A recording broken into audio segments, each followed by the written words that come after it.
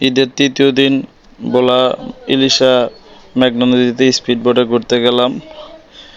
জার্নিটা খুবই অ্যাডভেঞ্চার ছিল।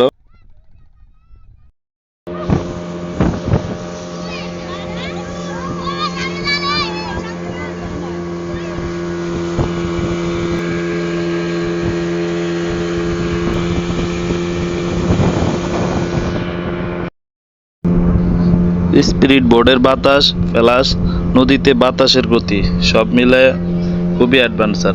I'm staying awake, waiting for your call. Nowhere to escape, in between these walls. Time is getting late, wondering where you are. Need to get it straight, cause I think I'm falling hard. I'm falling, so save me. Just save me, hear my alarm. It's calling, I'm waiting.